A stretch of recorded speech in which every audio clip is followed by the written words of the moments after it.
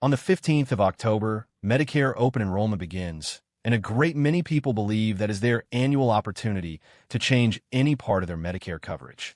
It is not. Under federal law, that autumn window applies to Medicare Advantage plans and to Part D prescription plans. It does not apply to Medigap at all. There is no annual enrollment period for Medigap. None.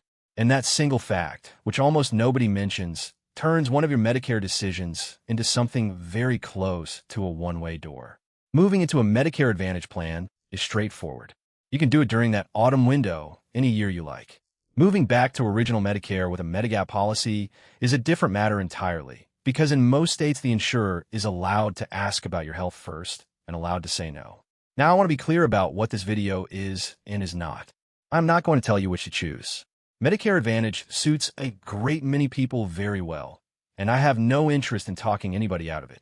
What I'm going to explain is that the two directions are not equally easy, that most content on this subject is made by people who earn a commission on one of the two, and that there is a 12-month escape hatch written into federal law that a lot of people never hear about until it is closed.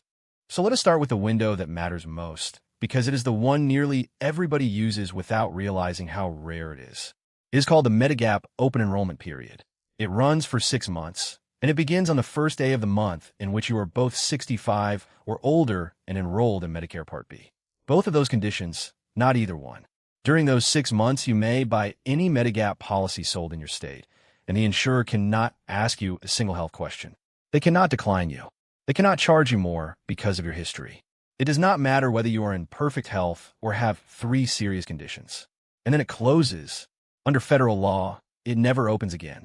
So what happens if you want a Medigap policy after that window has closed? In most states, you go through something called medical underwriting. The insurer asks about your health, reviews your history, and decides whether to accept you.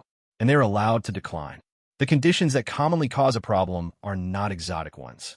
Heart disease, cancer history, chronic lung conditions, diabetes with complications, a previous stroke, kidney disease. In other words, exactly the conditions that make somebody want good coverage in the first place. I should be careful here, because underwriting outcomes are not certainties. Criteria differ between insurers and between states, and plenty of people with a health history are accepted. But the possibility of being declined is real, and it is the part that gets left out of most comparisons. Now, for the escape hatch, and this is the part one most want you to know, because it has a deadline, and the deadline is easy to miss. Federal law gives you a trial right. If you are joining a Medicare Advantage plan for the very first time, you have 12 months to change your mind. Drop the plan within that first year, return to original Medicare, and you may buy any Medigap policy sold in your state on a guaranteed issue basis. No health questions. There's a related version of this too.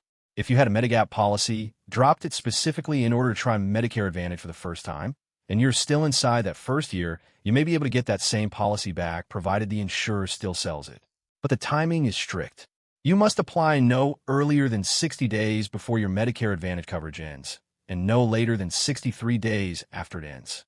Miss that window, and the trial right is gone, and you are back to underwriting. Let me pause here because we are about halfway, and I know not everybody stays to the end. If you take one thing from this video, take this. Before you make any change to your Medicare coverage this autumn, find out what your state's Medigap rules actually are. Search for the name of your state, followed by the words Department of Insurance Medigap. 16 states have written their own protections that go beyond the federal minimum. And if you live in one of them, your position is considerably better than most of the country. If you do not, it is worth knowing that before you move rather than afterwards. Better still, telephone a SHIP counselor and ask them directly. Free, independent, every state has one, and they will know your state's rules. And if this is useful, subscribing is how the next one reaches you. So let us talk about those states, because this is where the picture changes completely depending on where you live. As of this year, 16 states have adopted some version of what is called a birthday rule.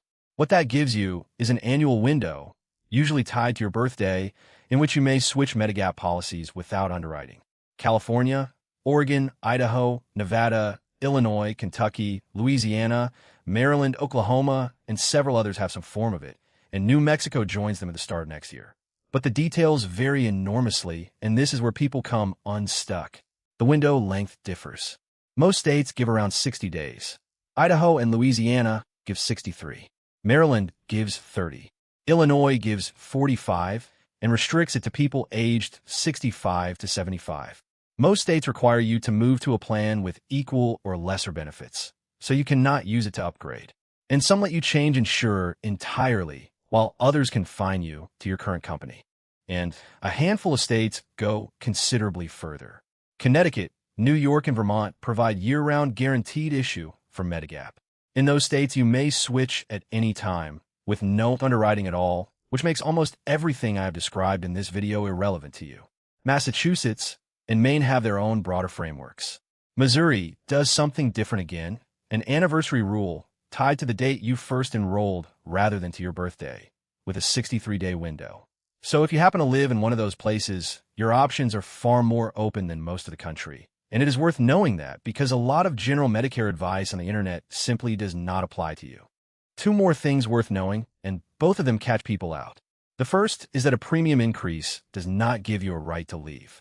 If your Medigap insurer raises your rates substantially, that is not, in most states, a guaranteed issue event. You may apply elsewhere, but the new insurer may underwrite you.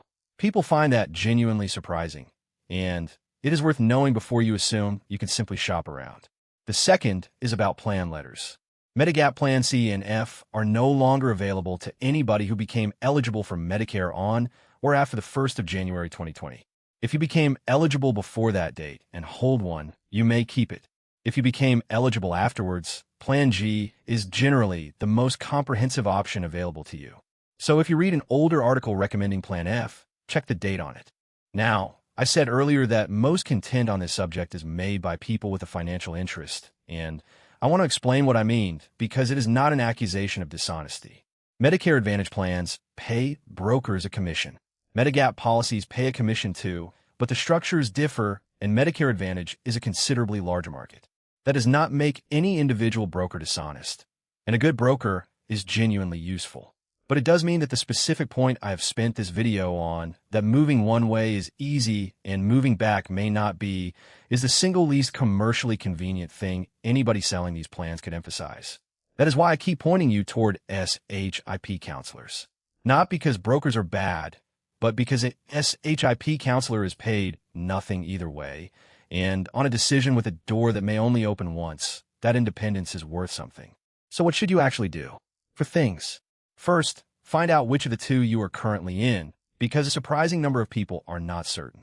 If your card says Medicare Advantage or carries an insurance company's name, you are an advantage.